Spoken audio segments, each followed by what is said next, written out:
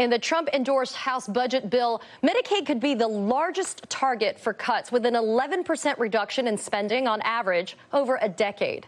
This is the program in which 72 million Americans are enrolled. The program that pays for around 4 in 10 births and covers care costs for more than 60% of nursing home residents.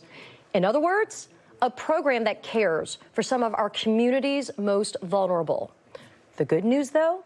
This issue could be politically lethal for congressional Republicans, as over 3 in 4 Americans support the program.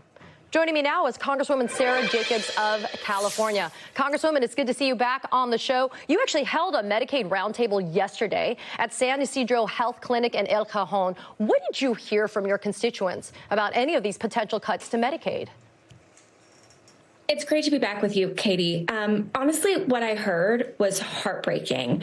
I heard from a woman who has a disabled son who's unable to work that she wouldn't even be able to afford 1 week of the medicine she needs for her special needs son without Medicaid. I heard from another person who got hurt while at the workplace, and Medicaid was the only reason he was able to get the rehabilitation he needed so that he could go back to work.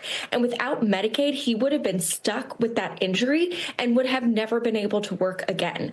These are the kinds of programs we're hearing from people. And that's why I think it's so important that we talk about the real human impact. Because I know sometimes we talk about numbers like $2.5 trillion or, programs that sounds like monopoly money and faceless bureaucrats in a big gray building in Washington, D.C., but these are real people's lives who are going to be impacted. Where I represent in San Diego, 1 in 6 people rely on Medicaid for their health care. And, one of the things I heard from folks yesterday was, while they can find substitutes for other programs, like if they need to go to a food bank or something, there is no other substitute for getting medical treatment. That if they don't have Medicaid, they just will not get the medical treatment that they need.